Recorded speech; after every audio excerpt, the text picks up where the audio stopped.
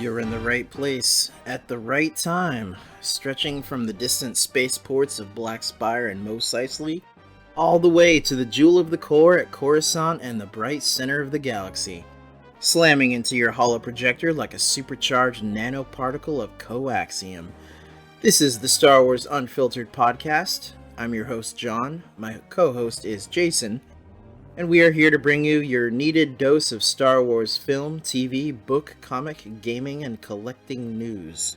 So, we first started recording the episode number 1 a few days ago, and it was just a bit too long. We tried to fit in everything and the kitchen sink, and it was just a little bit too much, I felt, for the first Star Wars Unfiltered episode. So we decided to split things into part 1 and part 2. And for this segment, consider it episode 1B, basically. We have the game room, where we cover Star Wars gaming news, past and present. We're going to be talking about Tales from Galaxy's Edge, the upcoming VR experience, as well as the latest news on Star Wars Squadrons for PC and home consoles. And we also have a retrospective on Star Wars games of the 90s, kind of an overview, talking a little bit about Rebel Assault, X-Wing, TIE Fighter, and Dark Forces, and a little bit of Jedi Knights, and kind of an overview of our general memories and experiences playing those games back in the 90s. And we also have New Horizons, the role-playing roundup, where we talk about our Weston Games memories, everything surrounding that particular company for Star Wars RPG games, which was the first. And then we have a section called Collector's Comlink, where we are going to be talking about our first times experiencing the Star Wars trilogy on VHS and television, as well as the plethora of versions of it that came out, remastered, the special editions, the DVDs, the Blu-rays. It's going to be all that good stuff. So sit back, enjoy, get yourself a hot cup of caffeine, and don't call me master. Here is Star Wars Unfiltered. All right, game room. Tales from Galaxy's Edge. It's coming very, very soon to your home VR set. Oculus. What's the other one? It's Oculus and then I think the Vive, HTC Vive. Yeah, something like that. One of those overpriced things I can't afford. But yeah, this is really cool. You get to walk around Batu, Black Spire Spaceport. There's an original new story. I think it takes place between The Last Jedi and Rise of Skywalker. There's pirates. This looks really cool. They've released some concept art and some things like that. And I think it might also... I wonder how long this was in development. Probably a while, but it's funny that most of us can't go to Galaxy's Edge, but maybe we can at home now. Yeah, we did the Void VR experience, Which was amazing. Yeah, Incredible. and in general, VR needs these sort of, especially home VR. I mean, there's not a lot of like out of the home VR that's available to everybody, but home VR needs these killer apps to like get it to become a household. It needs the killer apps.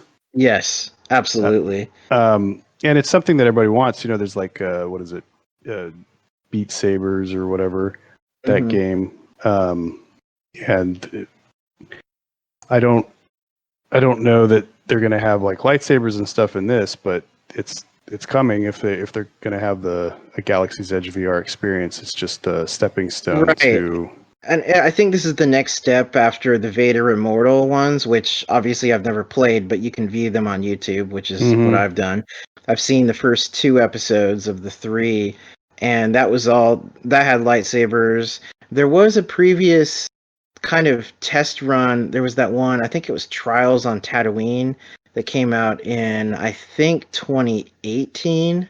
That was kind of just like a little sampler where you're on Tatooine, the Millennium Falcon comes and lands, you can see it land, you can walk under it. You hear Han Solo on the comm link, he tells you to pop open this panel on the Falcon, and then all of a sudden there's an Imperial shuttle that lands, and there's stormtroopers, and you get to block their blaster bolts. But that was almost kind of a I think that was like a free download, and it was just like a kind of a test run for what VR could do with Star Wars. And funnily enough, though, it's canon because you play, I think, it's a Jedi student or something. Well, I forgot. Was the Vader ones that was home VR? That was home VR. Oh, yeah. okay. Yeah, just for like some reason, I thought it was the Void thing. No, I think the only Void one so far was Secrets of the Empire. But just like Vader Immortal, they're set very close in the timeline, which is it's supposed to be sometime between Revenge of the Sith and A New Hope. Although I think I'm not sure, but there's the Darth Vader Marvel comics kind of tie into the story of both of them. There's a lot of stuff with Vader's castle on Mustafar, and there's a whole backstory to that. When you get a chance, check out the Vader Immortal YouTube videos. They're actually really fun to watch, and since they're kind of on rails anyway, it's they have to be. Yeah, let's face it. They're Rebel Assault for the 2010s. Basically, hey, if they're Rebel Assault, I can't wait to what's coming in the next 5 years with this stuff. Yeah, I know, right? Because then we had TIE Fighter shortly after that. So, and speaking of, we could actually. This is a good transition. Star Wars Squadrons is coming October 2nd, and yes, that's going to be VR capable. Yes, so I did read that. That is amazing. And now, what do you think? Is this going to be the much vaunted return of the somewhat detailed Star Wars flight sim that we've been aching for 20 years? I think it'll be good. I don't think it's going to be, at least as far as, I don't imagine that for single player campaign, it's going to be on par with X-Wing, TIE Fighter, and X-Wing Alliance. Yeah. I feel like it will actually be probably, and I could be wrong, but it might be on par with at least as far as the single player, it might be closer to X-Wing versus TIE Fighter. That's what I'm thinking also, or at least Balance of Power, where there's a campaign, but it's kind of short.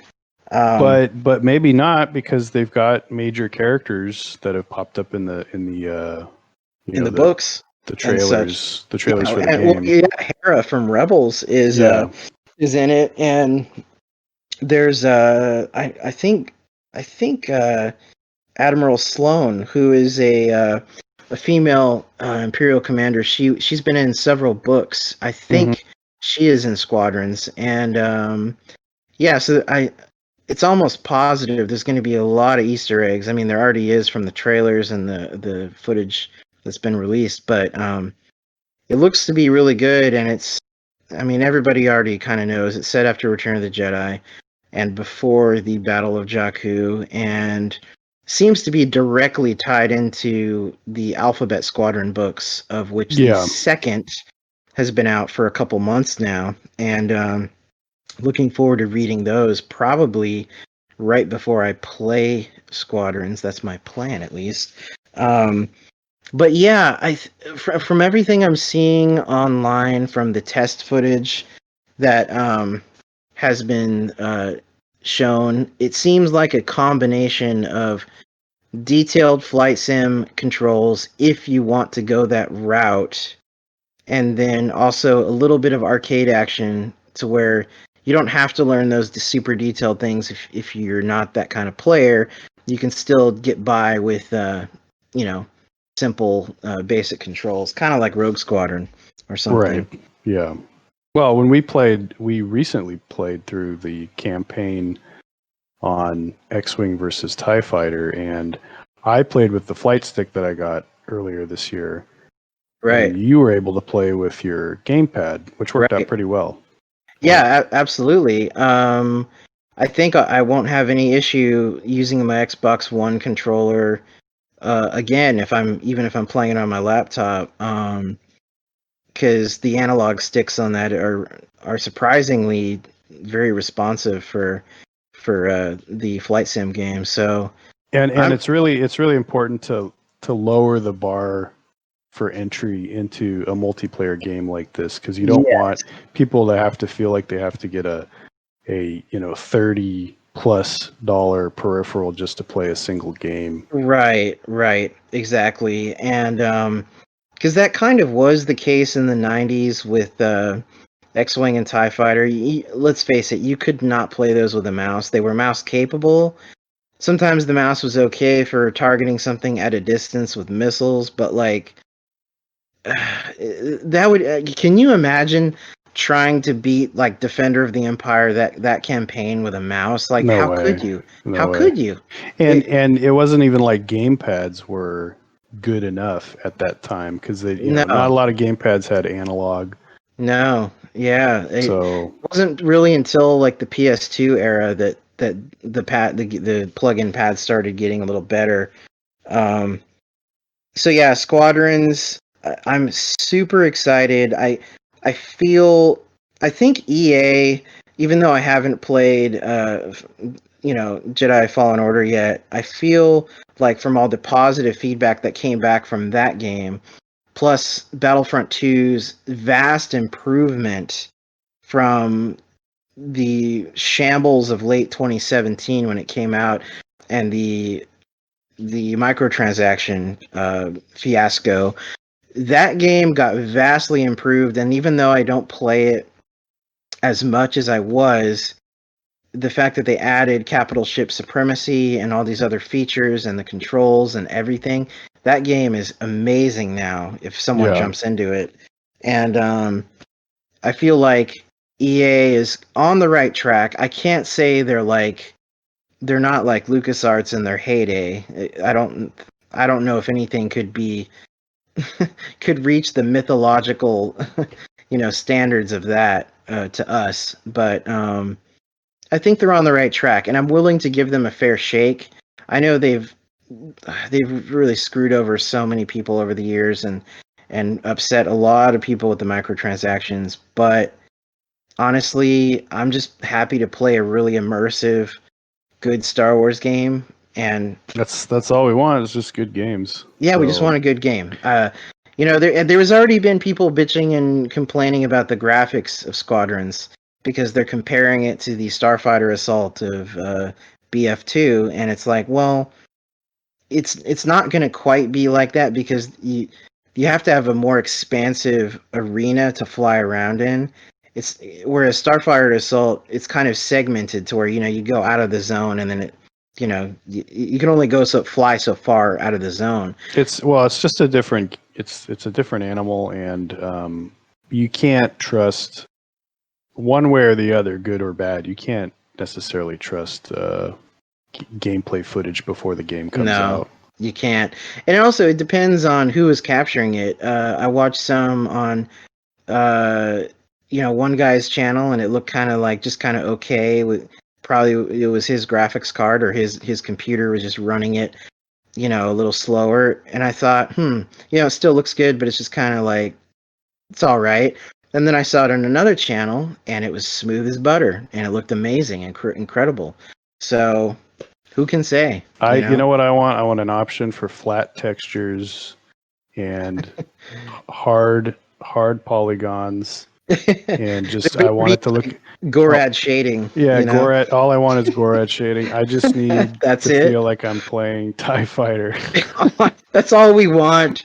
That's all us children of the '80s want. We just want our TIE Fighter back. Yeah. We just want to live in 1994 forever. I need the Star Wars arcade game with the just The line. The Sega one from the No, late no, no, no, no, 90s. no. The original one. Oh, the original. Oh, yes, the one on just the 32X. lines.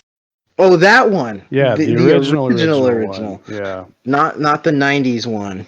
Okay. No. That's the Although that would thing. be all right too, if Actually, that's a great transition, Jason, because what's our next topic?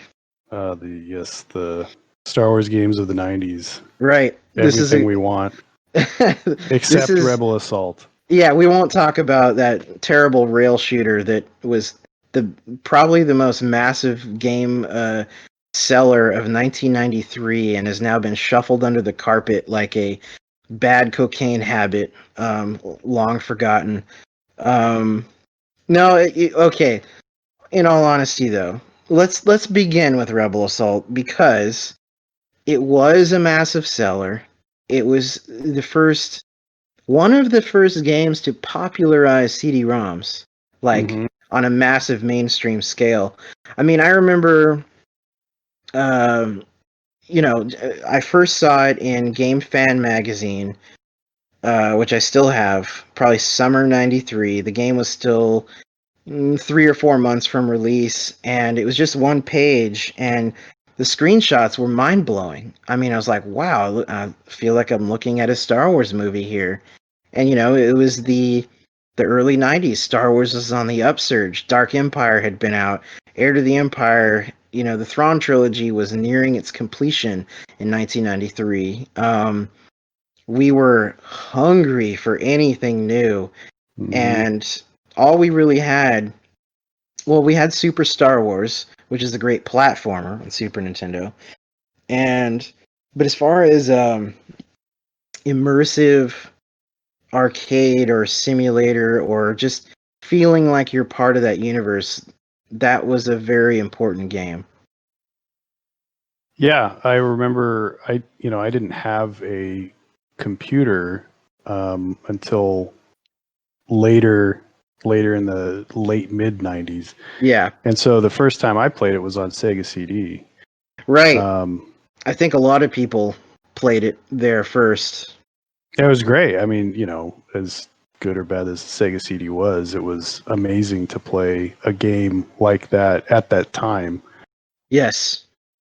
It doesn't age well, but no, it does not. And that's the funny thing. Even prior to the canon changeover and everything in Legends, even in Legends, it never quite fit in because it was basically retelling A New Hope from a whole different point of view with Rookie One.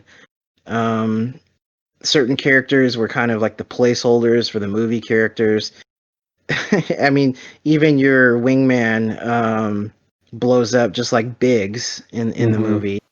The only changeover was, of course, you go to Hoth to Gamma base, which it's almost like they were desperate to just show walkers. They were like, "Oh, we got to cram in everything we can to like recreate." It's like Star Tours, the video game, right? Like you're checking all the boxes of what you want to experience, which we're still doing on a video game. We're still doing to this day with Star Wars Battlefront 2, where every Battlefront game they've ever done, we need to show the Battle of Hoth. We have to show AT-ATs. We have to show the trench run on the Death Star. We have to show not so much the Battle of Endor. It still gets used in a lot of games, but I don't think not quite as much as Hoth and Yavin, which is a shame because I still think Battle of Endor personally is my favorite of the original trilogy. But yeah, Rebel Assault. Well, I never played the Battlefront games, but can you be an Ewok? No, just kidding. I know, right? Yeah. Can you be an Ewok in them? I think I'm the worst person to ask because I got into them late, like 5 years ago, and I played them a bit. But I think there may have been an unlockable Ewok. I know you can in the new. There's like a one level thing called Ewok Hunt. Because I remember playing Return of the Jedi, Super Return of the Jedi, and I was able to be Wicket. I could be an Ewok. Right, on that one level. Who wouldn't want to be an Ewok? I know, right? We have nothing but Ewok love on this show, and especially this episode. Yeah. It's funny because on Super Return of the Jedi, I could never get past that level. That was my plateau on that game. Was I could never beat the Wicket level. Well, was it the fact that it was difficult, or was it the fact that every time you jumped, he would say Yucha, "Yucha"? yucha. Yeah, maybe a little of both. Um, no, that was a challenging game. I mean, we all know the Super Star Wars trilogy. Uh, and I have such fond memories, mostly of the first game. And you were just telling me that was your first Super Nintendo game, was it not? Yeah, it was one of the two I got with the system when I bought it used Wow, back that that in. is that is great because like I remember I remember the first time I played it. It was Christmas Day at my friend's house. He called me up and he didn't get it for Christmas. His mom rented it for Christmas because, well, he was lower middle class, and his mom didn't have a ton of money, and but she rented like 3 games from the local video store the night before or something, and it was Super Star Wars, Super Mario Kart, and I think Street Fighter 2. And I just remember going over Christmas morning after my own family Christmas. He called me up, said, come over. I remember it was pouring rain, like insane. He lived just a few blocks over, though. So I went over. I just remember it just pounding rain outside as we played Super Star Wars. And that game was really mind blowing, even though it was Super Nintendo and you kind of expected a certain level of quality.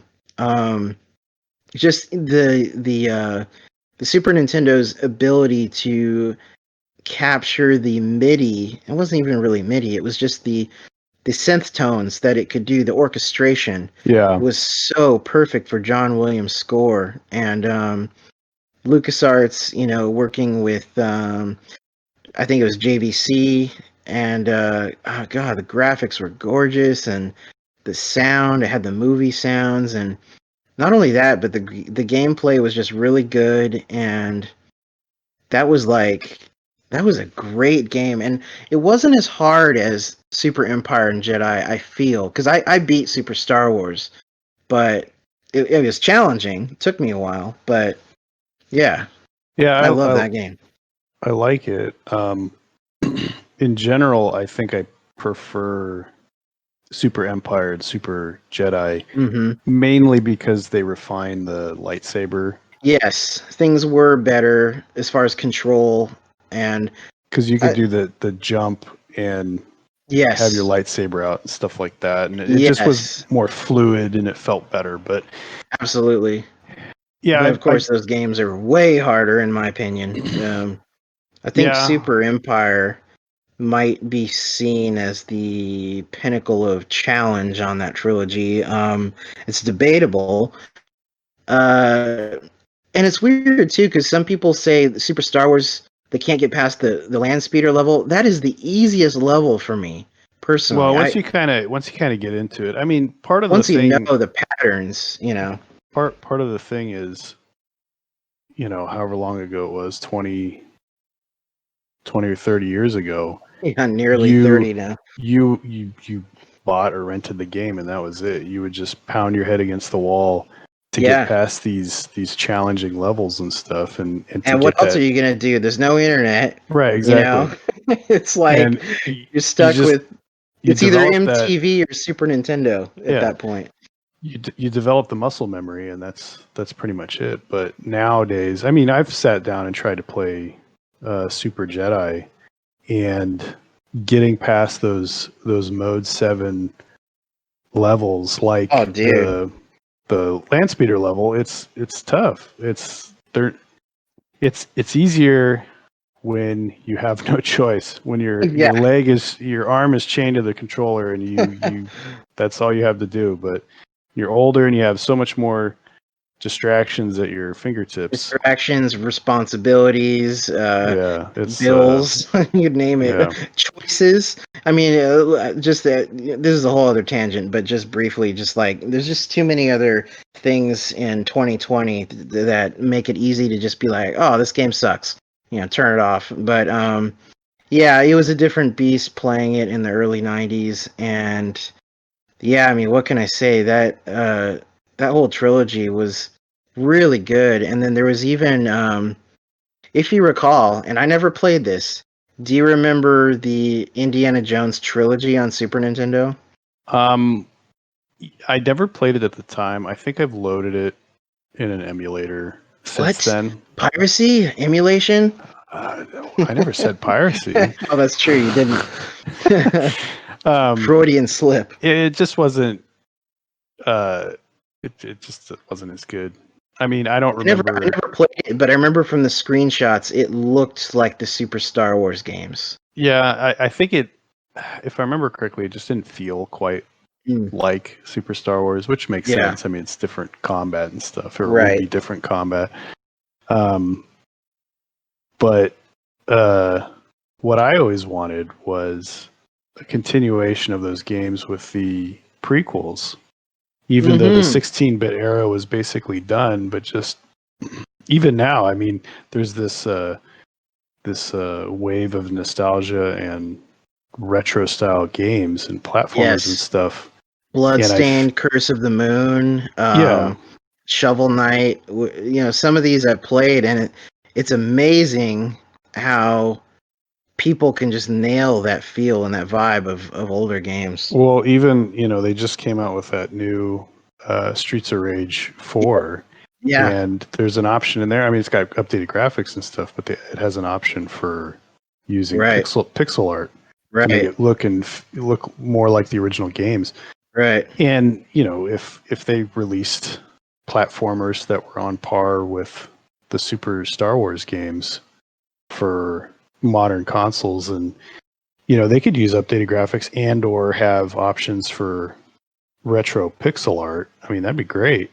Even the sequels and stuff. The sequel. So, are you listening, EA? This is what we want. We don't want these flight sims and Battlefront and this and that. We want just platforming, pixelated 1990s games. It's funny because I don't know exactly all of the dealings that and the intricacies of the contract and the deal that Disney has with EA, but Disney should allow themselves to let other companies play with the IP. I know, absolutely. It's essentially what LucasArts did for the most part. They just let different developers make different types of games. I think from X-Wing versus TIE Fighter on, because that game was almost entirely totally games by Lawrence Holland, and with a few LucasArts guys here and there, but I think that was mostly his team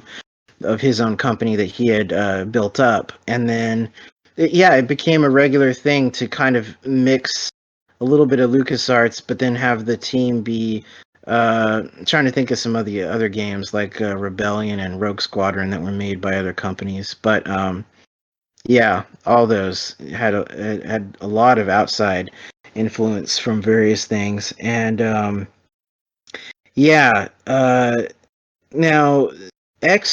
going into PC games here, you didn't play X-Wing until after TIE Fighter, right? I'd really only just dabbled in it. And you played, I think you said, did you play the main campaign up to the Death Star? I don't even think I got that far, to be honest. Because at that point, I think X-Wing Alliance was close. Yeah. And certainly when that came out, I was like, well, I'm not going to go back and play. Go backwards, play X-Wing. That pixelated. That was the thing. Because I mean, I started with X-Wing, but I didn't own it until after I owned TIE Fighter. So I was constantly playing X-Wing at other friends' houses. So I guess it was a different angle I came at it, and also it was before TIE Fighter came out that I played it, so I could see the progression.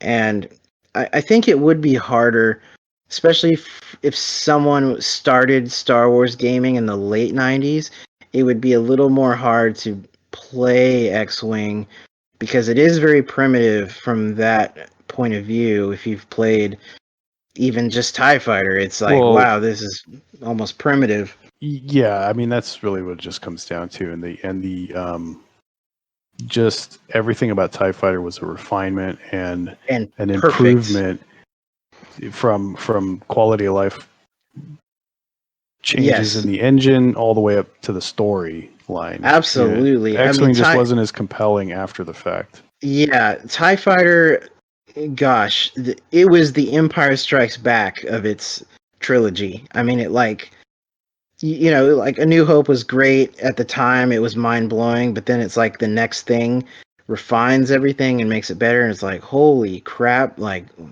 this just blows the original out of the water. But the great thing about X-Wing is recognizing that it was hugely influential. And again, just like Rebel Assault, X-Wing came out first. It was, I believe, February 93 or early March. It was somewhere right in the late winter, early spring of 93. And I recall going to my friend Graham's house, who I was spending a lot of time with in 7th grade. He was kind of a metalhead dude. And I remember going to his house, and his dad had a computer. Because in the early 90s, it was never the kid that had a computer. It was always like the dad had one in the office. Yeah. You know, that's always how it was because it was expensive. But well, Graham and my classmate friends from the 8th grade went and raided his parents' alcohol cabinet and got drunk at 13 and 14 years old. I was in the office playing X-Wing for the first time. I recall that first time, actually. The thing was, there was no sound because I guess he didn't have Sound Blaster or whatever. And there wasn't even Roland or MIDI. There was no sound on the game when I was playing it. So I played it in silence. I recall I didn't know how to read the radar screen, so I was just flying in these circles going, I can't see anything. And Graham was off, you know, doing his thing, and I'm just flying in circles, and I'm like, what the hell is going on? And then I see a freighter flash by as I'm going in 360 circles, and that it was very limited. And then I think I never quite learned it on that first playthrough, which was probably only 10 or 20 minutes. And then later that year, I believe it was December 93, went to Daniel's house, my good friend. His older brother had it, along with some other really good games. And I started to slowly, it was like a 6-month period where I slowly started to learn. The radar I kind of picked up on right away within several days of playing, but the shield thing was a little bit complicated, how you had to hit S, you know, to balance it. And you had to remember, you know, quotation mark was like, you know, refill your shields. Backspace was full throttle. X, you know, would cross your lasers and everything. It was a slow process. I slowly learned it. I never played it completely. I kind of dabbled in the missions, and then, of course, that next summer, TIE Fighter came out, and I mean, gosh, I like I was saying, I think we played it the day after its release, which was late July '94. When did you first play TIE Fighter? What was your experience? I don't remember the exact year. It must have been probably late 95 or 96, probably early 96. And I was at my cousin's house, and he had it. They had a computer and a flight stick, actually, and I was able to play. I just like all weekend. I was there for the weekend. I just like that's all I wanted to do was play TIE Fighter the whole time. Right. But at that time, I mean, you know, I liked Star Wars and I was a fan, but you know, it wasn't like an obsession or anything. But That's that, how it was for me. It was kind of like before Rebel Assault and X-Wing, even after those games, it was kind of like because we were the VHS generation, where we were almost too young to remember the mm-hmm. original trilogy. It's kind of like Star Wars was always there for us. It's not like that we had this huge gap and then suddenly there was Star Wars. It was something we were permeated in for literally from birth. So it was like this, it was always in the background of everything, and it was always cool. You'd see it on TV, you'd see the toys. It was always really cool from a design, aesthetic, and perspective. But then you're right, there reached the point where sometimes there was a certain game or whatever where you're a teenager and then bam, suddenly you're like, ooh, I'm really interested in learning more about Star Wars. Well, and it helps that that was when the ball started rolling on the whole EU in all its forms. So like the video games and the books and comics and everything. Right. So there was a lot to consume aside, you know, beyond just the movies. Right. That would you would maybe have recorded, or they'd show up on TV as specials, you know, every few years. Right, and we're going to get to that in a little bit. We're going to talk about the trilogy and how we experienced it over the years.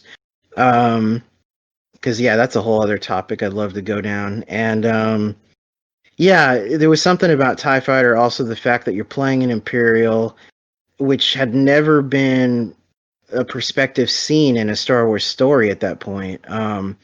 So there was a lot of propaganda, you know, Imperial propaganda. And it was just really cool with the whole secret order of the Emperor and the tattoo. And I mean, gosh, like, well, it gave you a reason to want to do all the bonus objectives and stuff. Yes. To be a completionist is to progress that story. And because it was one of my first computer games on my, which was actually my sister's computer, the one she got. It was still the family computer, but you know, it was technically Rachel's. It was one of the handful of games that we had, and Daniel installed it from his brother's discs, and we had the Flight Stick Pro, which was like, you know, one of the best affordable ones in the 90s. And because I was just beginning that Star Wars snowball of getting into it, I would just play that game over and over and over. And I remember beating it on easy the first time, but then, you know, like you said, the bonus missions, you get enticed to, you know, go back and I mean, it got to the point, I played it so much, it might be one of the games, the handful of games I've played the most in my life. Even though there was a huge gap of 20 years where I barely played it, it was because I overkilled it in the 90s almost. So I was playing it on hard, and then I think I beat it on hard like probably 20 or 30 times between 94 and I think I was starting to fizzle out on it by 96. That's a lot. It's a lot, man. I mean, I started to know those missions inside and out so much. Like I knew the name of every ship that was going to show up. You know, it was just like, it was one of those things where, you know, I was just feeding this constant urge to just consume Star Wars, and it was one of my few games. You know, I didn't get Dark Forces until later, which we'll go into next. That's a good transition. When did you first play Dark Forces? It was later, because I remember buying it, the big box version of it, back late 90s. Yeah, it was for me too. I don't even think I played it before I played Jedi Knight, Dark Forces 2. That was the funny thing. I because of you having Jedi Knight installed when I first visited your house, I kind of played them backwards. When I had the LucasArts Archives Volume 2, you know, it came with a bunch of games. I had the Dark Forces sampler, So I had the first 3 missions, which I remember would not run on my sister's computer. I played it at Daniel's house. He and I beat those. That god awful sewer level on a Noat. Oh my god, it's just the maze of pipes and the Dianogas and Moff Rebus in his wife beater shirt at the end. It's just like that level, man. That is just people go on to this day in 2020. If you go on YouTube right now, like Hello Greedo, he has a rant about that level. It's just like, man, I feel you. I feel you. But I didn't play it in full until 2001, and I had a blast. That game is really fun.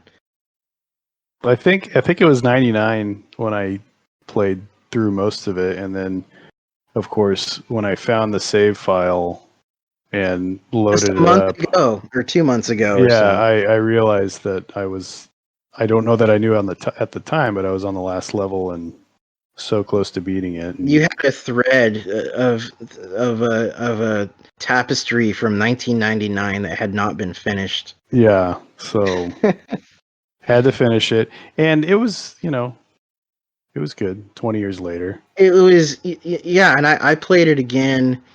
It was only my second time, I think, in 2016 when I played it full through again, which is kind of weird that I didn't revisit it more in all those years. But I had my second playthrough in 2016, and I'm trying to think, did I do another one? I think I did another one in 2018. So that was my third time, and it is really fun, and it's a game I wish I had played sooner when it came out because it was the first Star Wars FPS, and it was in the Doom era where everything was a Doom clone. You know, I still remember looking at the LucasArts Company store catalog that came with TIE Fighter, and there was a preview for Dark Forces, and it was just like, oh my gosh, it's Doom, but it's Star Wars. Um, that was the big, thing all my friends were saying.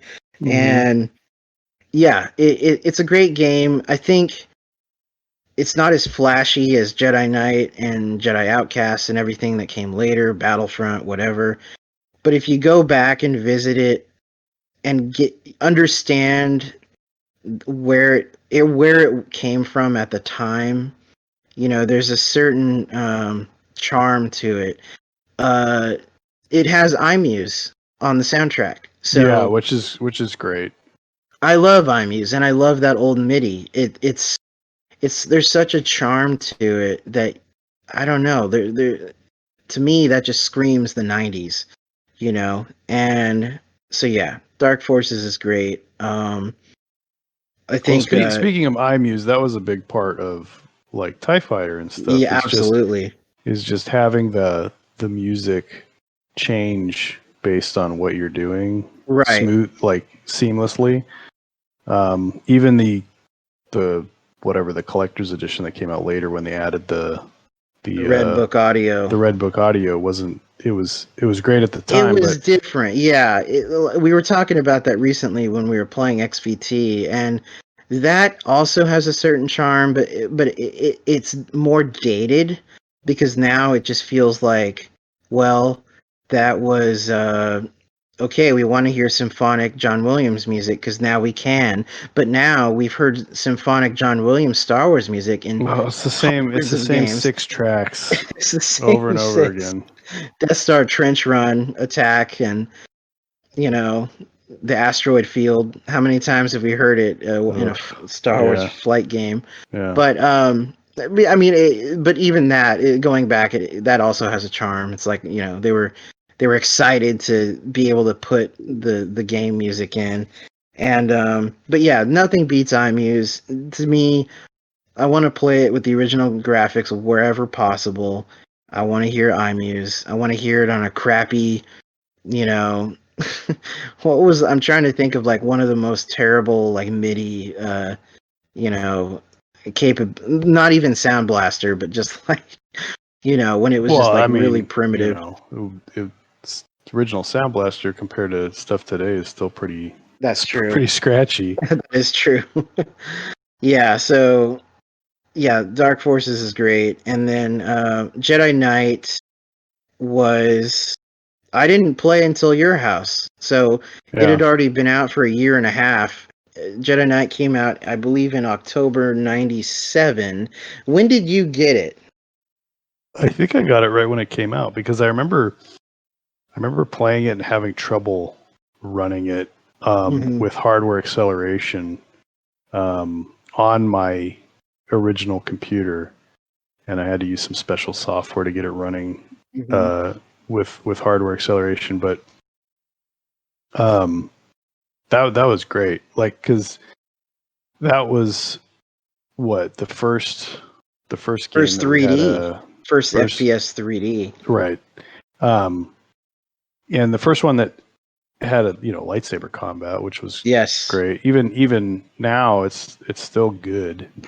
It's still pretty good. It is good. When I had my first full playthrough in 2017, because I remember sampling it before we left for Celebration 1. We had a couple nights as we were gathering supplies and this and that, and I came over, and of course I checked out Behind the Magic on your computer because I was like, I gotta see the deleted scene. I gotta see the big scenes for the first time. Scene, But then I think one of maybe the next game you showed me was Jedi Knight. So I remember playing the Narshada level, the first couple levels a little bit, but then I didn't.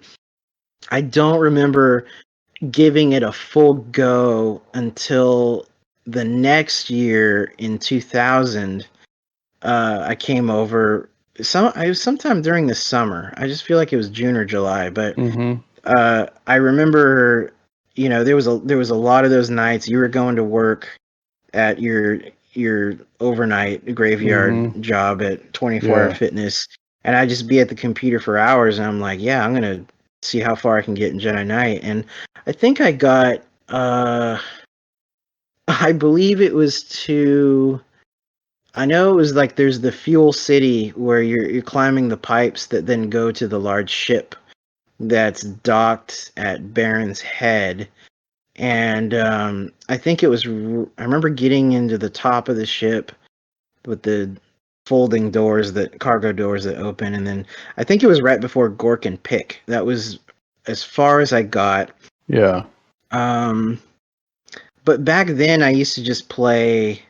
I wasn't playing WASD. I was still playing like Doom controls because that's what I was used to. And it's pretty rough. It's hard. I mean, you can get by, but when I played it again a few years ago, I finally did it properly with WASD and mouse, and I found that I mean I really had to learn because I was so my brain has been so entrenched in the original Doom over the years that it was hard for me to break free from that. Yeah. But once I was able to do it, Jedi Knight was really fun. And even though the character animations on the 3D are very rough and blocky, and Kyle Katarn kind of looks, kind of janky, it's still really fun. I love that it has an original story that it's its own thing and it's part of the larger continuity, but it's not really relying on too many Star Wars crutches. Like, you don't go to Hoth in the game, Yeah. You don't go to Tatooine, and seeing Narshada is cool. I mean, that came from Dark Empire, but and it was in the original Dark Forces, but I don't know. I just feel like back then in the 90s, between Dark Forces and Jedi Knight and even TIE Fighter, I feel like LucasArts was taking chances with the Star Wars IP. They weren't just trying to recreate the movies, well, except for Rebel Assault, but they weren't like... Well, with Dark Forces, there was certainly there was boxes to check that because they wanted Boba Fett, that's one, but sorry, I meant Jedi Knight.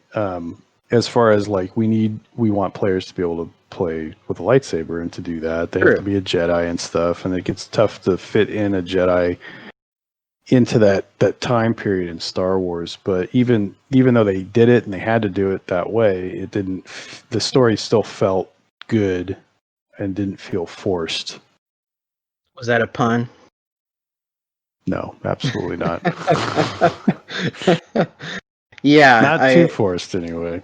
I agree with everything you said, and I think we could probably keep going on Jedi Knight. In fact, I foresee in the future possibly a special on some of these games, more in depth, with some playthroughs and so on and so forth. Let us continue with New Horizons, the role-playing roundup. This is our role-playing section of the podcast, and there's not been too many recent news items about role-playing books. I think Fantasy Flight Games has been winding things down with the Star Wars license. I think they might even be losing it. I think. Don't quote me on that. I thought I heard something, but I wanted to talk about West End Games, and basically, it's kind of a bittersweet thing every time I think of West End Games, because everything the company was the Star Wars books that they had were so incredible and so influential on the expanded universe. Mm-hmm. Whether it was Zahn using them for research for the Thrawn trilogy, and all the other authors working with West End Games, and people like Bill Smith, who was a liaison for so many of the authors. He's thanked in so many of the Bantam books. People like Peter Schwehofer, hope I'm pronouncing that right. I recognize these names, because of the Adventure Journal, they wrote original short stories and so many articles and books, and I mean, gosh, but then right when everything was kind of taken off with the special edition, just a year later, they went under, and it was something like the owner. He also owned like a shoe company or something, and then it was like bad investments, and he started investing more in the shoes, and that's something I gotta research more, but it was a weird thing. And I remember right before it happened, in Star Wars Galaxy Collector magazine #1, spring '98, they had a feature article on West End Games, and it was like a really good article, and they interviewed a bunch of the guys and the past, present, and future for the company, and everything seemed peachy. And I just remember throughout '98, because I didn't have a internet at where I was living for a good 9 months. I remember constantly going to the bookstore and comic shops thinking, like, where's the Adventure Journal? Like, where's the next one? Why is it so late? The last one I saw was like months ago. Yeah. And I think I didn't find out until '99, like a year later after they went under. I was like, what? But the prequels are just coming out. You guys are supposed to do the Phantom Menace source book. You would think there'd be a big upswing in stuff, but it was, I think, all about the bad investments of the owner, from what I understand. Yeah, it was just a shame. But what's some of your earliest specific memories of seeing the Star Wars role-playing books? Really, it's just that one campaign we started however long ago it was, 20 plus years ago. I think it was 2001. Was it? Yeah. Oh, I think we got that big, huge eBay order in 2000. Mm-hmm. I believe that was in 2000, because I was doing a lot of eBay around then. For the sake of the listeners, I'll explain the story. There was a massive eBay auction for, I want to say, about 50 books, give or take. And I think it was about $300, I believe. Yeah, that sounds right. And it seems like a lot, especially if you don't care about Star Wars. You're like, why would someone pay that much for all those role-playing books? But it just so happens that I already had half of the books in the auction. You didn't have those ones. Mm-hmm. And we're like, hey, let's go half and half on this. And it was perfect. And I think by the time we did it, and it was a very quick decision, I think I called you up, and within 5 minutes, you're like, yeah, go for it. Yeah. It was like, oh, gosh, I think if you like divided everything, I think we paid like $3 a book or something. I mean, it was like, or Which is it a might have great been, deal. it might have been $5 a book, but like there Considering how was, much those books would be, oh my gosh, new or yeah, used at the time. yes, and from what I recall, they were almost all in good to great condition. There was none that were thrashed or anything like that. There might have even been a few of the adventure modules that might have still been sealed in plastic, if I recall, which I still have because I had doubles of a couple, and I still have the sealed in plastic versions, which I've been meaning to resell or something, and I still haven't got around to. But yeah, I mean, such a great. I don't know. They enriched the Star Wars universe so much, and you didn't have to be a role player to enjoy them. And in fact, when I first got them, I had only dabbled in role playing when I got my first one. I'd played a little bit of Dungeons and Dragons with some friends and a little bit of Shadowrun here and there, but like when I first got it, I didn't know the rules. I didn't even care. I just wanted to learn more about Rhodians and Well, Ewoks and that's part of their popularity because I was never a big role player and yeah, still am not. But the books right. they were source material for the for Zahn and the Yeah, authors. yeah. As far as building out the EU, I mean that was the for the old EU, that was the bedrock, It really the was. foundation. And the first one came out in 1987, ironically, right around the time of Star Tours. And because it was like the 10th anniversary of Star Wars, and I think it was the Star Wars source book, and then the main rule book came out around that same time. And Mm-hmm. I had the second edition of the Star Wars source book from which I believe came out in 93.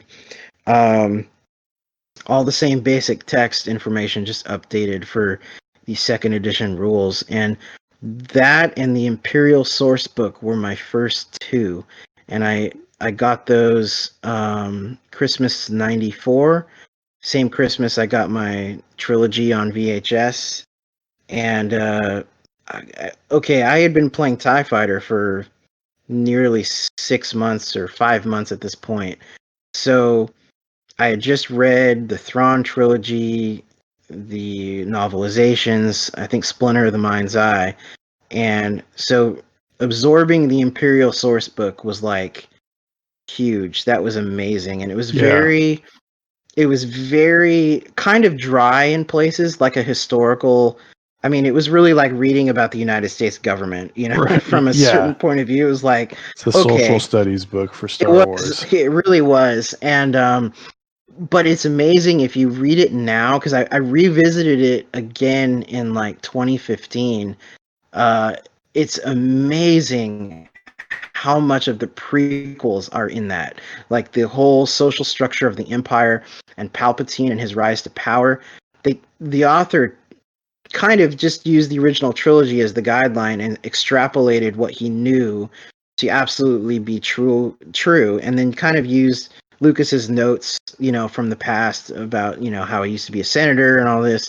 And it was really good. It still reads very well and Mm-hmm. has no trouble fitting with the prequel trilogy. And the Rebel Alliance source book also is very similar in that regard, in that the beginnings of the rebellion with Bail Organa and Mon Mothma, that book also, you can read it, especially in light of Rogue One, even. If you read the Rebel Alliance source book, it's basically describing so much of what goes on in Rogue One. So yeah, these books were very important for me. 94 going into 95, when I was absorbing all the comics, all the novels, I was blessed that my parents got me so many of the role-playing books, because especially since they're so expensive. They were so expensive. You could get some cheaper ones that were kind of in the, I think the adventure modules were around $10 to $12, and those are very thin. Most of them were first edition rules, and they were just an adventure, and they might have a fold-out map and a couple other things. But the Galaxy guides, I believe, retailed for about 15, and then the more expensive hardback ones were 25, sometimes $30 by the mid 90s, because they kind of went up.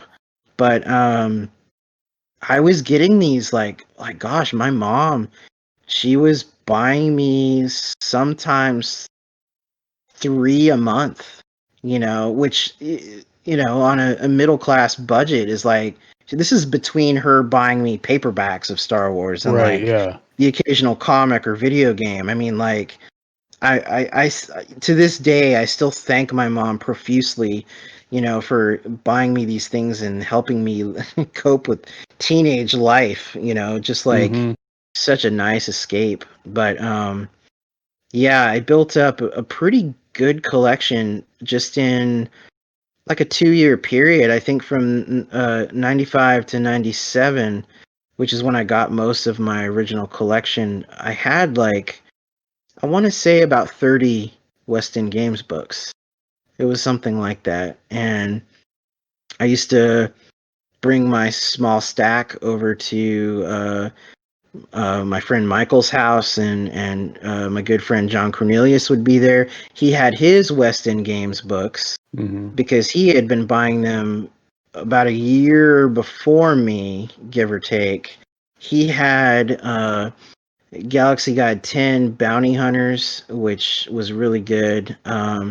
He had Galaxy Guide 9 Fragments from the Rim. He had the main rule book, which I didn't have at the time. So there's a lot of good memories I have of kicking back at Michael's house, reading those books. All of this, of course, coincided with discovering Rush for the first time. So it's like, I can't read those or hear Rush and not think of the other. Yeah. And yeah, I mean, gosh, what can I say? And despite absorbing these books and owning them and everything, I think I used them probably 5% of the time for like actual role playing. Right. It was just dabbling here and there. Me and Daniel we definitely got the most sessions out of it, because he was really good about doing kind of quick and dirty single shot adventures, because he had been a very advanced D&D player and DM for that. And whereas I, just like everything in life, I over prepare everything to the point of completely puppet mastering the entire campaign. And then, of course, it's time to play, and we get 20 minutes in, and then everyone's tired and goes to bed. Right, yeah. So that's generally how it goes with me. But well, that was the one session I think we did. Probably. Yeah, that's probably why it lasted about a half hour, an hour. I think it did. What's funny is I still have. I was going through my old emails, and I still have some notes from that when I was scripting the story and everything. And I'll have to collect that, because actually it wouldn't be too bad. We'll see in a future podcast. Maybe we'll continue the further adventures of Draken, Encord, and whatever my character was. I think it was Kaelin Barjak. That was my Jedi. Sounds familiar. Kaelin sounds familiar. Yeah, I still recall. I have the character sheet in my binder, along with all my other... God, that was the other thing. I created way more characters than I used. Yeah. Like, I was obsessed about just creating... Probably a common issue, I would think, with role-playing games in general. Yeah, and when you're 15 and you're very creative and you need an outlet, I mean, and you're inspired. I mean, I was just, I'm watching the Star Wars trilogy in my bedroom every day. I'm reading these novels, I'm getting these ideas. I'm like, "Oh, I want to do this, this and this." And it's all you throw in everything in the kitchen sink, and then reality sets in and there's just not enough time in a day to actually do it. And again, before then there was no texting, there was no hey, it was harder to schedule things. You had to hope your friend was at home so his mom could answer the phone and give it to him. Well, and now it's easy to do, even remotely do. It is RPG sessions and stuff with Discord and yeah, tabletop simulators and stuff like that. Yeah, so keep an eye on this space for Star Wars Unfiltered, the role playing podcast. It's coming. No, but I'm sure we're going to be talking more about individual West End Games books in the future.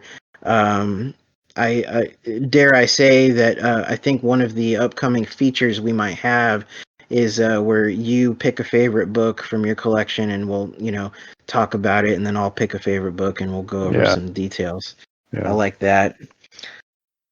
And now that we go to the collector's comlink section, this we're going to focus this one on the classic Star Wars trilogy in its various formats.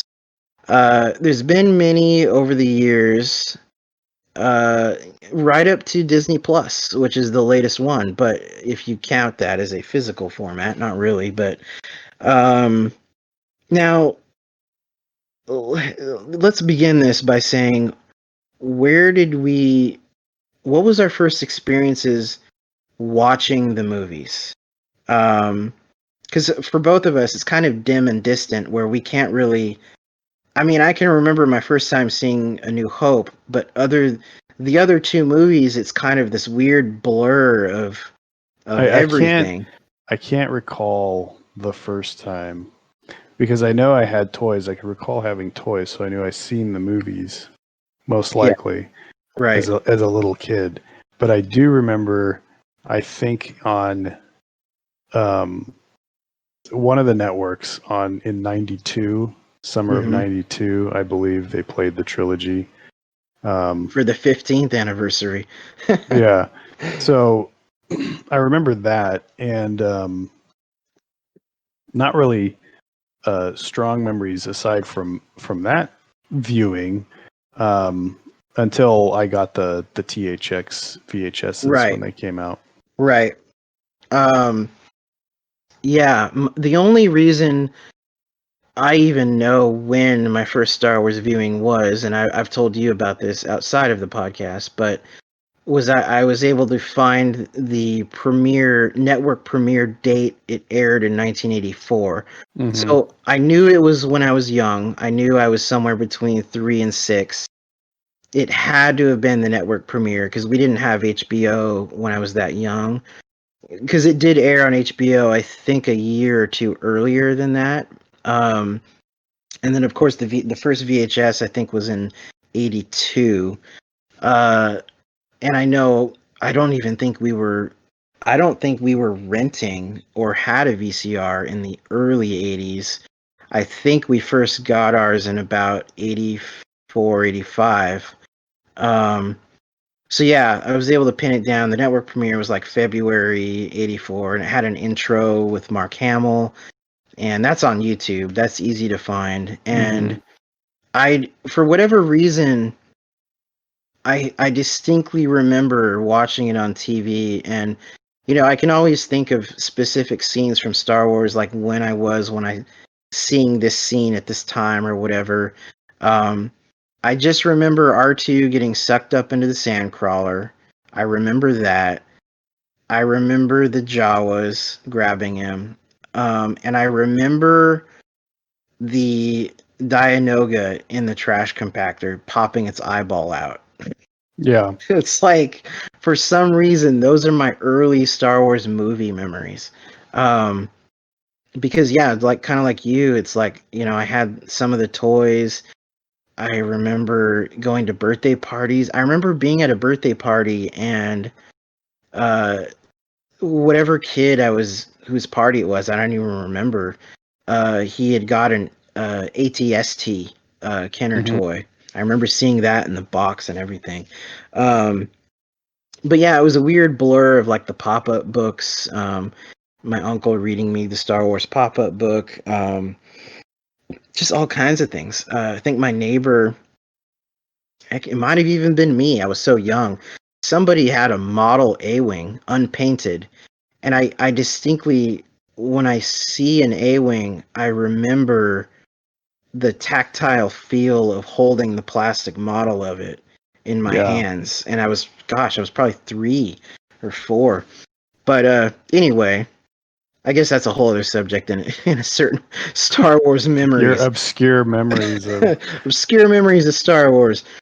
Yeah, that's a whole rabbit hole we'll delve into more later. But I think the first time I saw the videos distinctly was either in 88 or 89, probably 88. I had moved back to Ventura from Portland, and again, my friend Travis, who had everything Star Wars because he had like every Kenner figure, every vehicle just about, including, I think he had the Imperial Shuttle. He had like the A-Wing. He had the Y-Wing, the X-Wing, Vader's TIE Fighter, a regular TIE Fighter. He had a TIE Interceptor.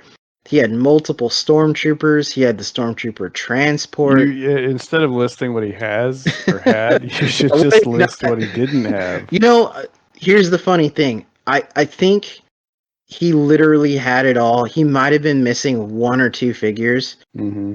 But he even had the mail away. Emperor Palpatine, you could only mail away to get him. Yeah. He had Palpatine. So yeah, it was insane. We had these insane backyard Star Wars, like it was like the Clone Wars in Attack of the Clones. It was just like, let's cover the entire yard in all these vehicles and figures. So Travis had the trilogy on VHS, and I remember being in his living room and having probably my second viewing of A New Hope, and you know the gap between 4 and 8 years old is like huge. So it was like I could understand a lot more of the story, and I was like, holy crap, Aunt Beru and Uncle Owen are like toasted, melted bones on the homestead. Holy crap, that's like terrifying. You know, there was just all these little things, and then The Empire Strikes Back, other than when I was a month old, which I don't remember being in the theater, that was my first conscious memory of seeing it. I mean, I don't know if I knew if Vader was Luke's father. I don't remember if that, I think it was a revelation to me. I think it was. I kind of remember. Well, it's hard to remember any of that stuff that far. It really is, but I mean, at this point, I was 8, and I'm trying to remember if I knew like leading up to that. I don't think I did, and so it was kind of a shock to me. I think it's also how the scene is framed and how it's soundtracked. So even if you may have forgotten as a kid, it's almost like you're rediscovering that fact, and it was like, oh crap. And I think probably within the same day we saw Return of the Jedi. So it was like, and that was my first viewing of that as far as I know. So it was just like boom, boom, boom, the whole Star Wars trilogy. And it was kind of mind blowing. And I think, yeah, because I think it was first available as a trilogy, I want to say in 87 or 88. So the timing of that is kind of what I'm thinking. And yeah, so, and then of course through the 90s, it would always be on USA. USA was always showing at least one of the movies. Yeah. Every so often, and likewise on Sci-Fi Channel, which I think weren't those two channels connected by the same company? I think so. I don't really recall. I think they were. Or they would often have rights to the same movies. Yeah. So Sci-Fi Channel would show the trilogy, of course, which I didn't get until a few years later. But my first tape of it I had A New Hope taped off USA with commercials, which for like a good 6 months, that was my New Hope, and I had to just fast forward through commercials all the time. Yeah. And then my mom had taped Empire and Jedi back to back on Showtime, which thankfully didn't have commercials. That's so weird. It's so weird to think about Star Wars on a premium cable channel. It really is, and for some reason it didn't include A New Hope. Showtime just showed those two back to back. And what's funny is I was able to find a website that had Showtime listings from 1993, and I scoured with, like, Control F on, like, the text. Yeah. I scoured like the whole year, and that was the only date that they had those two movies back to back. So I nailed it down as to actually when it was recorded, which is crazy. The reason why Showtime probably had those two and not A New Hope is because of the rights issue with A New Hope being lock stock under Fox's distribution license. Right, which would probably indicate why USA would often just show A New Hope by itself. So they had some kind of deal with Fox or something. Yeah, one of, not the only, but one of the big reasons why Disney bought Fox was to have the trilogy or the saga, the whole saga under lock stock. Let's face it, they really ownership. did it. They really did it so they could have the 20th Century Fox fanfare at the beginning of that movie. Yeah, of all them. They totally bought it just for the fanfare. Alex Newman, 1954, if I recall. Thank you, Alex Newman, wherever you are, for conducting that. Then I got. There was this trilogy pack that came out in between 90 and 92. I think in 92 it became slightly repackaged as the 15th anniversary version, and it had a little message from George Lucas on the side of the box. Yeah. That was the one that was my first, like, pre-recorded trilogy, and that was ironically a year before THX had come out. So I got that first, and that was still my most played trilogy tapes because this coincided with my EU hardcore Star Wars fandom. I was popping in literally one per day throughout high school, where it was like almost every night it was one of the trilogy, and then the next day would be Empire. Pretty much did the same thing. Just put it on in the background while doing other stuff. Exactly, and oftentimes quite focused on it. And because as I'd be reading the books, especially when Tales from the Mos Eisley Cantina came out, that gave such a new angle on that scene, where you understood the whole backstory of Greedo, and the Ranat that turns its head when Han shoots Greedo. I mean, just so many characters. The stormtrooper that comes into the cantina, look, sir, droids. It's Davin Felth. All those characters. That was a great book, and that really changed my perception of watching the VHS tapes. And then I'm like, oh, there's new little. That was really when you start to discover when your experience of the Star Wars movie is changing every time you see it based on knowledge you've gained from games and guides and books. Yeah, the Decipher CCG did that too. Good example. All the cards filling in little backstory blurbs. Yes. For just super obscure characters. That's why Star Wars is already such a rich visual movie series anyway. There's you don't have to expand on it like that to enjoy it. But it just, for some reason, learning all those little nuggets and details just made it much more fun.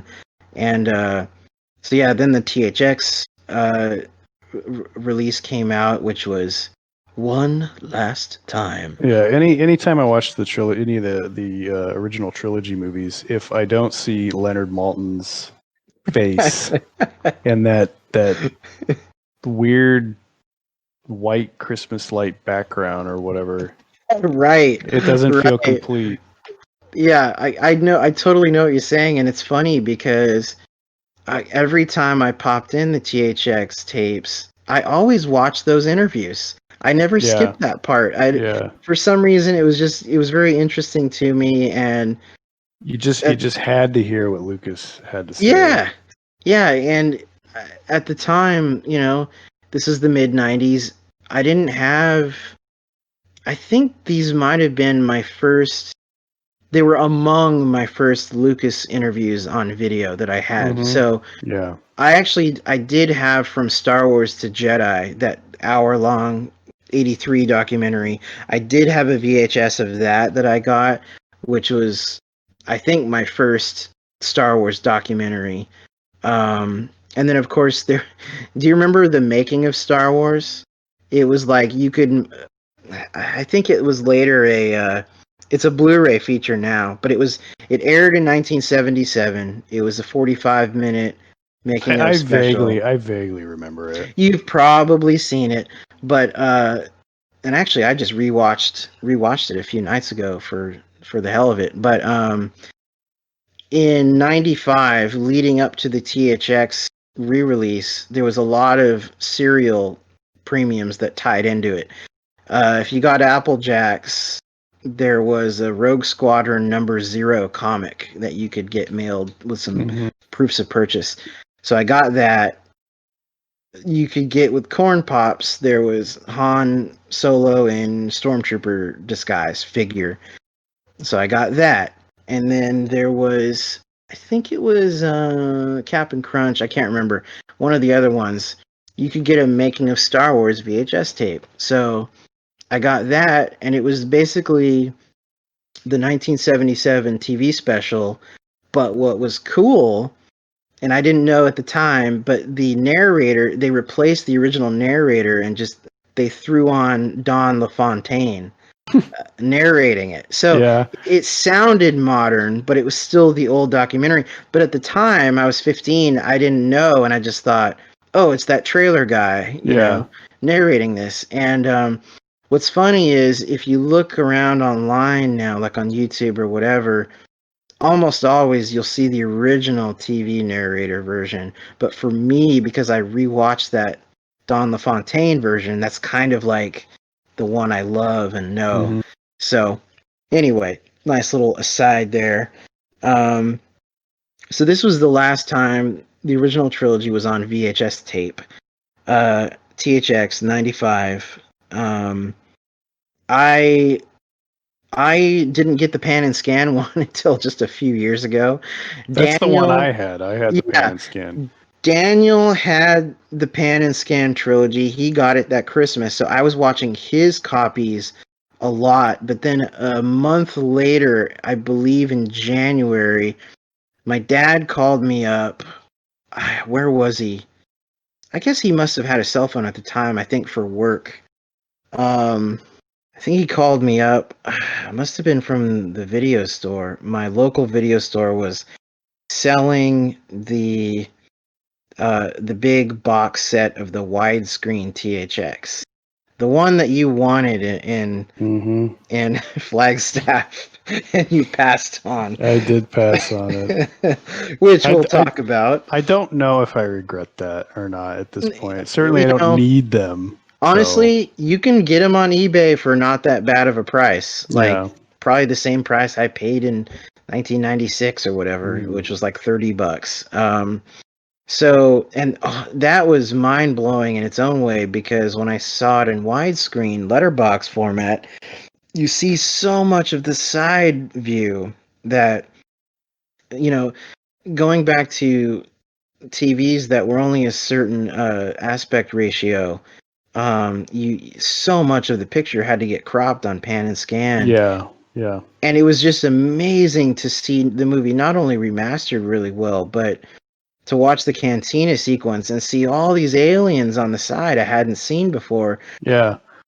What's funny is if I hadn't have seen it in widescreen, then I, I know from comments online when the special editions came out, there was a lot of people confused thinking such and such alien was added, but it had always been there on the side for a lot of scenes. And yeah, because I remember a lot of comments on the old AOL boards about that kind of stuff. Well, I remember when seeing the special editions in the theater, there was a lot of little, not aliens in the cantina, but there was little transitionary scenes in the movies that I wasn't quite sure if they were new or not, and it turns out most of them, I think all of them, weren't. But because there's something different about seeing a movie in the theater as a Yeah. where it has your full attention and you're watching every shred of the movie versus watching it at home and you've got distractions and stuff. Yes. So yeah, very true. And another thing about pan and scan versus widescreen was a lot of times on pan and scan, and this is mostly the case in my original non-THX trilogy. There's a lot of shots where you get artificial pans from left to right for a scene. If in the shot one character's talking, it'll show them, and there'll be an artificial pan to the left to show the other character responding. And I remember there was a bunch of shots like that in Return of the Jedi and Empire especially. And I just thought that was actually the camera movement. I didn't know they were artificial pans. yeah, And so when I saw it in widescreen and there was no pan, it's just a single shot, it was like, holy shit. It was a revelation at the time. But these are things people don't think about anymore. I think we might be, because I don't know if younger kids are bothering to watch Star Wars on VHS. certainly Unless not. I don't see why they would do that. I mean, other than unless if they one of those quaint kind of hipster kids, that wants to the be cool. the only reason I could see that being a thing is just because it's somewhat difficult to see the unaltered movies at this point. That's true. The That's true. non-special editions. But then again, if they know how to work a computer, they know how to find the unaltered I would hope so, versions. but yeah. But then also, if they're lucky, they might have the 2006 DVD bonus discs that came with, I think they were like a Target exclusive, and they were the original Laserdisc versions.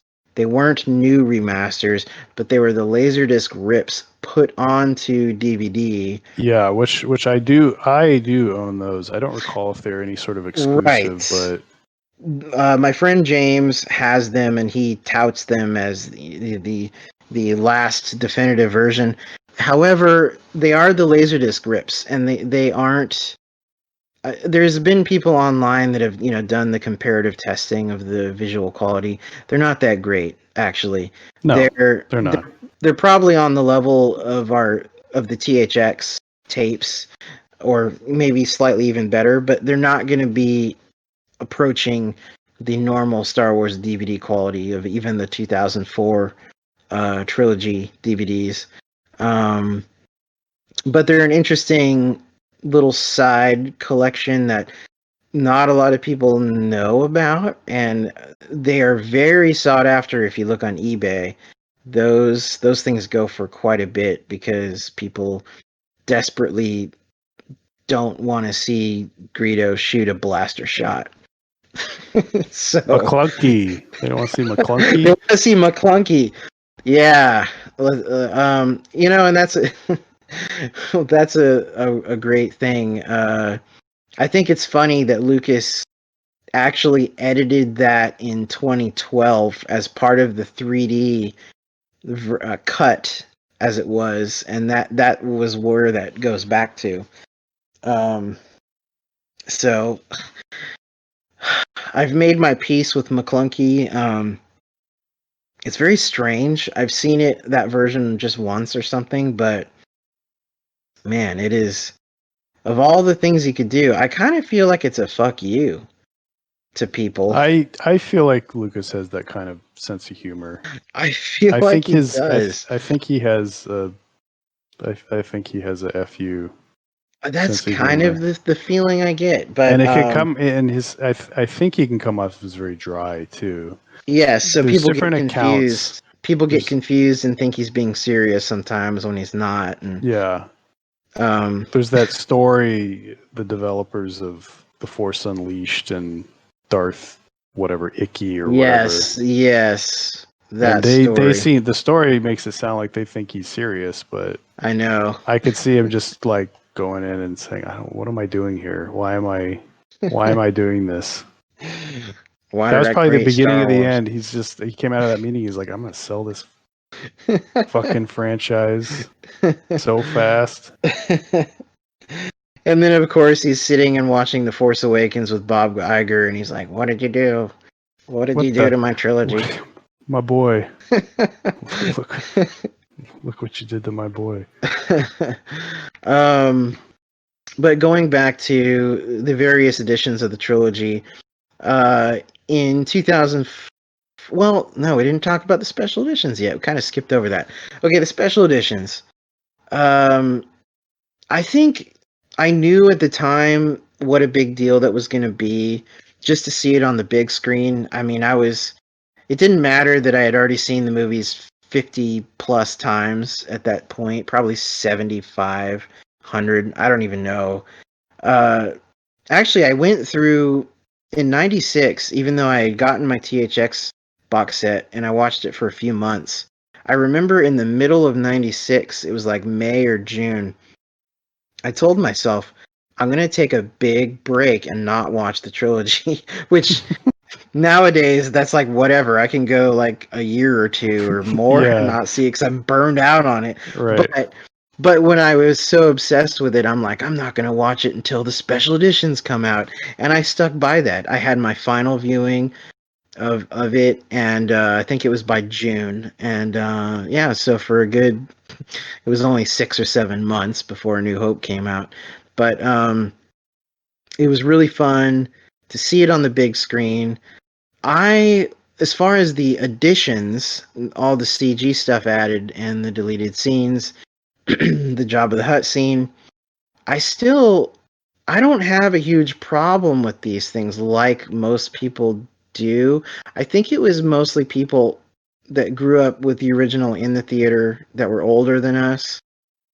But Maybe. then, I mean, okay, granted, there's certain scenes I don't like. I don't care for the swoop bike rider knocking the jaw off the Ronto. It's like kind of silly, Well, and the only problem I have with that is the CGI on it. yeah, It's it does not hold up. I think the Ronto looks great. I think it looks fine, but it well, just which is it? Does it look great or look fine? You downgraded. yeah, I did right. Um, it's the little things though. It's the Jawa's fabric because they couldn't quite do fabric very Yeah, well yeah, at it that doesn't time. flow very well. Yeah, so that was something that took a while, and I mean the CG was done basically in 94, 95 because when you see the Making Magic CD-ROM and you look at the time code of when they're having those meetings with Lucas, it's like Hmm. late 94 on a lot of the CG. Yeah, So I would have liked it if they there would have been like a definitive edition or something where he'd gone back again and basically brought the added CGI effects to the original trilogy that they added with the special editions, if they brought those up to the same on par with like Revenge of the Sith. yes, yeah. Yeah, and then there was little things like Vader's lightsaber still being white that wasn't corrected until I believe the 2004 DVD. Well, and then there was other issues with the lightsaber coloring and stuff. Yeah, the coloring was very white on Luke's saber, especially in the Millennium Falcon on the Yeah. training scene. And Vader's pink saber Vader's pink too. saber, which I never quite saw as pink. per se, but it's one of those things where once it's pointed out, then you can't unsee it. Mm-hmm. So, I mean, it was never a big issue with me, but then when you look at Return of the Jedi and Empire, it is very, very ruby red, you know, so Yeah. I get it. But yeah, and then also, I mean, like, I was expecting, I had these visions in my head of what they were going to change before I saw it, and so when Han exits hyperspace to the Alderaan system, and you see like a few rocks fly by the screen, I thought it was going to be closer to the asteroid field in Empire Strikes Back, you know? Yeah. You know, something like that. And I think that unofficial version by Adiwan, that he, you know, that guy that added all the extra CG to A New Hope, and which you can torrent that version. It's unofficial, but you can see all the things that he added that should have been like in a special edition. He did make that really cool and look like the Empire asteroid belt. So Yeah, in general, I'm not really interested in fan interpretations of what should have been. I'm not either. I can appreciate like despecialized stuff that I brings it will closer say to an though, older cut, but yes, in general, I completely agree. There's a few scenes though that are really cool that he did that we'll go into another time, but yeah, overall, I don't really like fan interpretations myself because then it's an endless thread of coulda, woulda, shoulda, and then it's just becoming your own personal thing at that point. But it was exciting to see special editions in theaters. I I think we were recently talking about this. I think I saw New Hope like 5 times, Empire 4, Jedi 2, or something like that. Yeah. You still have any of your tickets? I have I have some of them. Somewhere I probably have a sheet of paper with I have marked off how many times I saw each movie. Right. Because I think we were both keeping tally. Yes, at that I point. recently found my notebook from '97, and I had literally tally marks for, and I think dates even for some of them, which is really cool. And I had my Star Wars calendar at the time, and I was marking dates on that for not only when I saw the movies, but like, I mean, like when I met you guys, when I met you and Jess online, I think I wrote the date of that. There was just all kinds of random things, and yeah, so it was cool to see those in the theater.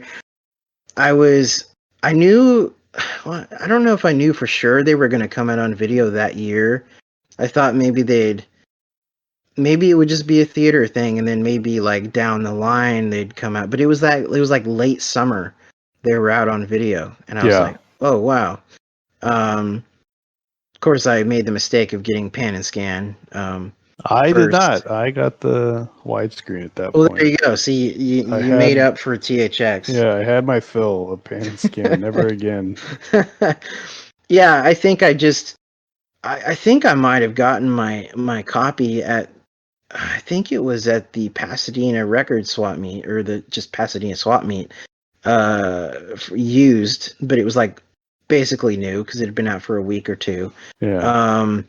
But yeah, the bummer was the pan and scan version didn't have the trailers at the beginning. So you were lucky. Your silver copy had the trailers. I think I got my widescreen version. I honestly don't remember. I think it might have been early '98. But that was, and let's talk about the special edition trailers, because those are still some of the best Star Wars trailers ever released. Period. Yeah. I think the first time I saw the trailer was I want to say it was before Mars Attacks. For me, I distinctly recall it was before me and my dad went to Edward Cinema here in Camarillo, and we were seeing Star Trek First Contact. And it was a packed house because I think it was opening night for that movie. And I remember as soon as the Lucasfilm logo went on the screen, it was the first time in a theater I had like raised up my hands and gone like, whoop. Like, I totally flipped out, and I mean that was amazing. It was just funny that it was before Star Trek of all things, but and then but yeah, nothing beats the Empire trailer for the special edition, and they would show it before A New Hope at every viewing. And I was just watching that trailer again, several months ago, and it's just edited perfectly. Like every shot, the way the Imperial March matches up with Vader and Luke striking the lightsabers, like, oh man, very, very popular trailer trope nowadays. Yeah, and it just and it had the narration by Percy. I can't remember his name, but it was the same guy that did the original Jaws trailer in the 70s. Yeah. He did Close Encounters. He did a lot of trailers in the 70s that's a great and trailer 80s. too. The Jaws trailer. Yes, a great trailer. Absolutely. He was also an actor. I can't recall his last name, but he did a lot of trailers, and I don't know. There was just the way he said, and then on March 7th, it was like, and then that how it transitioned, and you get that clip of Return of the Jedi, and you hear the throne room march for the clips of Return of the Jedi and the sail barge battle, and I mean, gosh, that was, I don't know, man. As a montage for Star Wars, and I've seen hundreds or thousands of Star Wars montages. I think that one just takes the cake. And anyway, special editions. Those came out on video, and that was the last. Well, no, that wasn't the last Star Wars VHS. There was in 2000, if you recall, and I think I got my copy in 2001. There was the Star Wars trilogy, 4, 5, 6, in new special edition packaging. I don't even think it says special edition. I think it just said Star Wars trilogy. But if you remember, before A New Hope, there was like a 10-minute making of Attack of the Clones. Do you remember that? I recall those releases, but I never owned them. Yeah, I think I got mine and like a year later because I was like, I'm not gonna pay $40 some for the trilogy again just to see a 10-minute, and it was just a preview for Attack of the Clones. But the thing was, that was very enticing at the time because this was 2000, I think. It might have been 2001, might have been early 2001, but it was the first time they had shown footage of the old Skywalker or Lars garage. Yeah. And they interviewed Joel Edgerton, who plays young Owen. They interviewed the girl that plays Beru.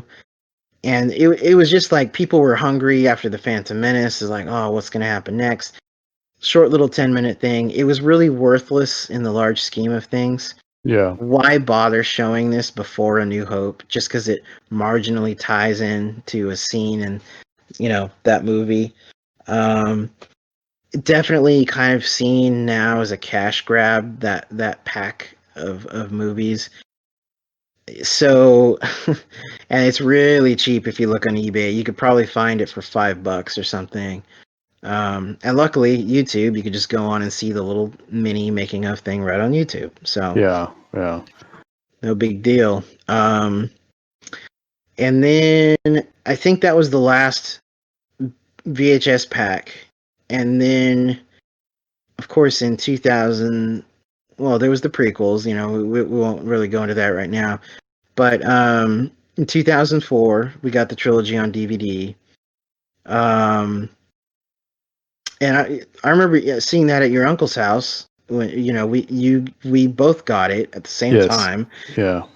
Did we go? It almost seems like I remember some price matching. Like we went to Best Buy first, and then Fry's was matching prices, I think, and so we brought the ad to Fry's and said, possibly. "Hey." I don't remember. I forget. We might have done that. I don't know. I just remember price matching somewhere. Yeah, I don't know. I can't imagine a movie release like that having different prices, but I think it was like $3 or $4 difference, and I think hey, every dollar counts. Every dollar counts, especially when you're 24. And but yeah, that was really fun. I just remember, staying at your house for a week. I think me, you, and your uncle watched at least A New Hope, if not all three.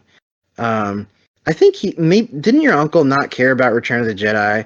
Maybe he's just like, fuck that one. And I I think don't think he cared that much about that movie, mainly for I the think he watched the Ewoks. first two with us, and then Yeah, he was like, fuck it. that sounds Um, right. And that's that's the same year that the Ewok movies got released on DVD. Right. I believe so. 2004.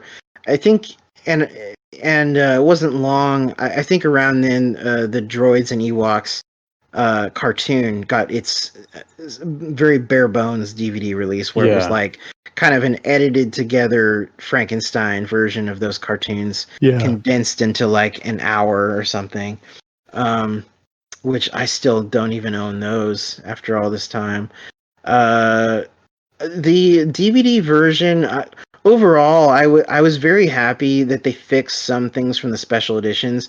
Jabba the Hutt had his Phantom Menace CG appearance. Mm-hmm. It looked a lot better than the 90s CG of The the old one. PlayStation 1 CG. It really is like that. Um, and what's funny is I hadn't seen that version in so long a couple years ago. I was like, dang, I need to dig out my old special edition VHS, because I was telling you about this. You can't, I don't know if even on YouTube, like you can't find a VHS rip of just the regular 97 special editions. Like I scoured the internet and I'm like, well, I guess I got to make my own. So I did. You And got to be the guy. I was the guy. And so yeah, for any future listeners and viewers, if you see a special edition Jabba the Hutt out there, PlayStation 1 Jabba, that's all my work. Yeah, we really need those branching The branching Blu-rays Blu-rays. that have every different cut edition, Exactly. whatever, of each movie. And it needs to say on the menu, PlayStation 1 Jabba. That's what it's Right. got to say. Um, but overall, I was very happy that they fixed certain things that I feel should have been fixed in 97. Putting Ian McDiarmid as the Emperor in Empire Strikes Back. People kind of still have slight issues about the changed dialogue about how he refers to the son of Skywalker and things like that. But overall, I think that's an improvement. Yeah, I had no problems with that change. Yeah, Aside from the makeup issues, it was still yeah, better than the monkey-eyed it was lady. still better than the monkey-eyed old lady with the chimpanzee eyes or whatever, and Clive Yeah. Revel's voice. And now it's weird when I see the original version.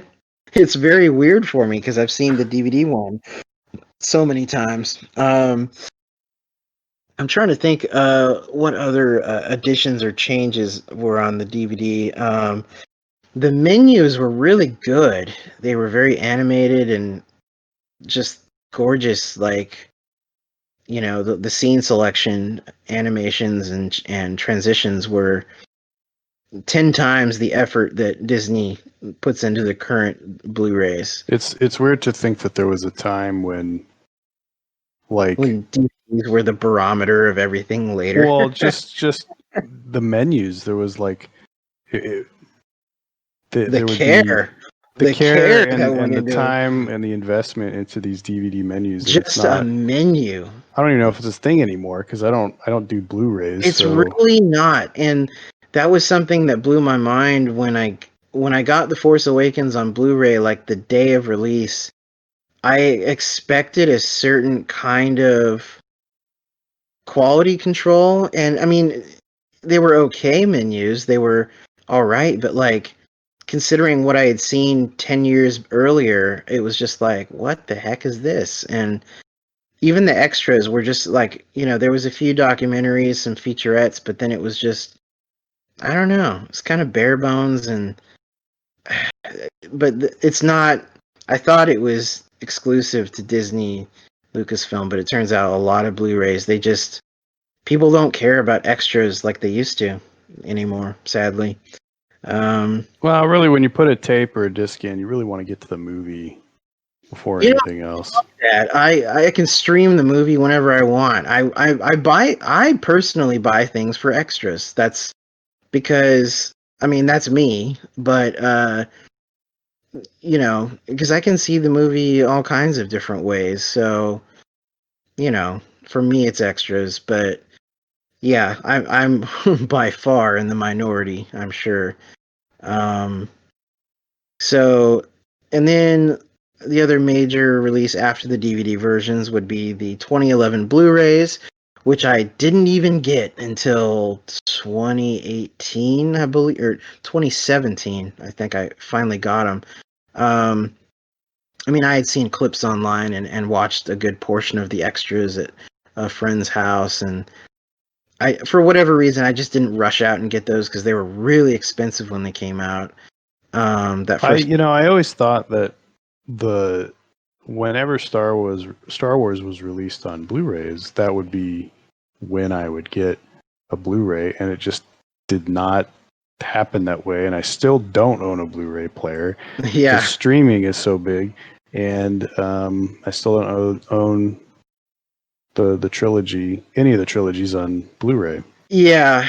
For me, what made it doable was looking on eBay and seeing some really amazing prices because there was a later. The original 2011 release is still kind of pricey for whatever reason, probably just because it's the initial box that is nice. But there was a later version from, I think, 2014 or 15.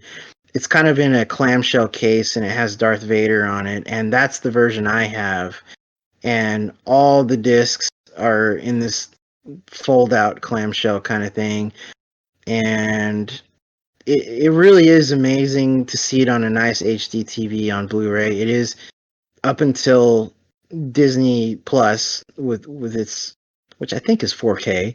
Um, it really is gorgeous. And aside from Star Wars, just talking about Blu-ray briefly, not that I want to go into other franchises here, but it depends on what you go for. The Alien quadrilogy box set is beautiful.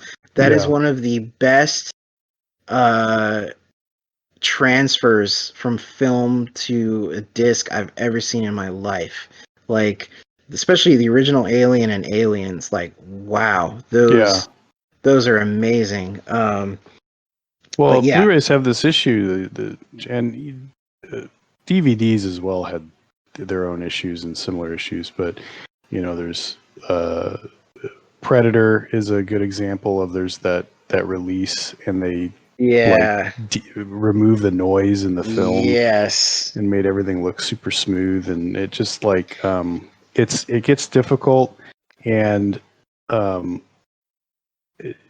I don't want to spend my time like having to read reviews on Blu-ray releases to know whether or not it's worth me getting. right. When it should just be the movie, and how the transfer should just be as close to the color and the original intention Right, and of the director and stuff. I think in a lot of cases, it's the film stock that they used at the time and how well preserved it was.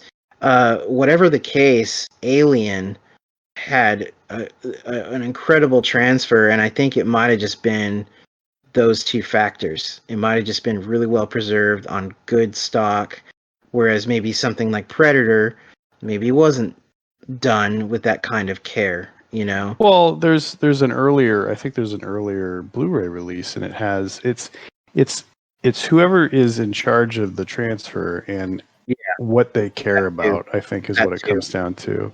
Right. Because Disney has issues with some of their animated stuff. Sword in the Stone, I think there's a Blu-ray release that they've sort of softened the animated lines, the drawn lines. Oh, okay. Um, so and that's fine, but I don't want to spend money on something that's like been fiddled with in a way that deviates from whatever the original intention was, or whatever the charm was. And it's funny saying that, with all the Star Wars releases that we've bought and post special edition and all the stuff that has been changed in those, but something like Predator, I don't care about. It was shot on film, got noise in the picture. That's fine. That's part of the film.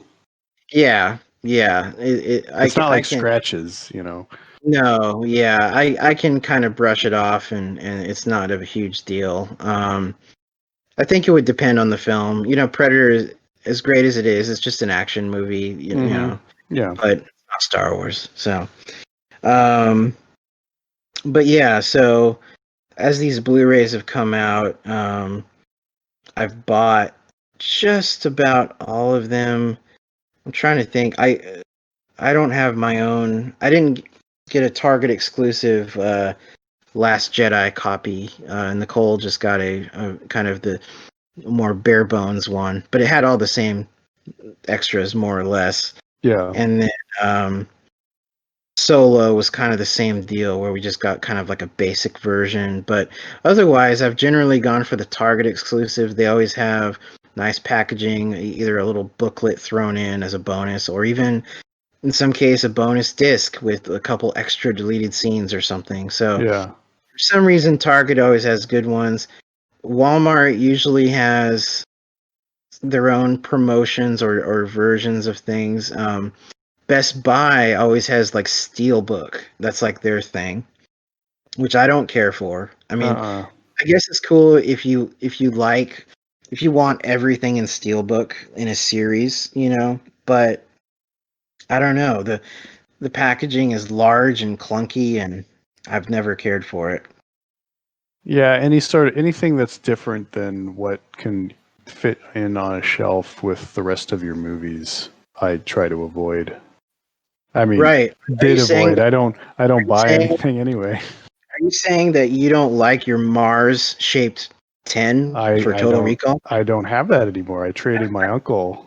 I went out of my way to trade my uncle the tin for his regular DVD case edition of Total Recall. Now, did you give him the original DVD, or did it matter, or was just the packaging different on that? I think I gave him the DVD. I think they were the same. I think Probably it was the same, the Mars tin was like a limited exclusive, and then I was there. Time thing. Yeah, I was there when you bought it, and I remember you putting it on you had like a wood shelf for all your DVDs.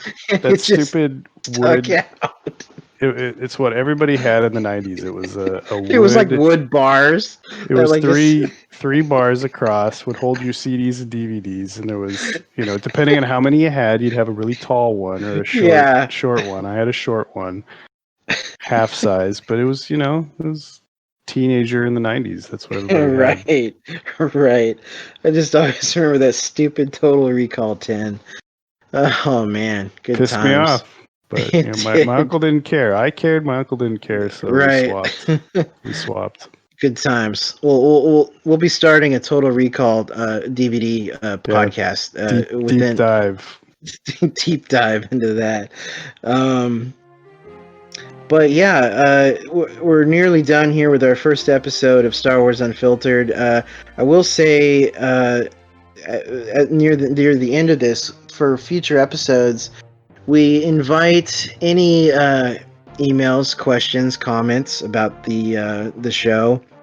Any thoughts anyone has, we are happy to answer, and you can send any questions to StarWarsUnfiltered@yahoo.com.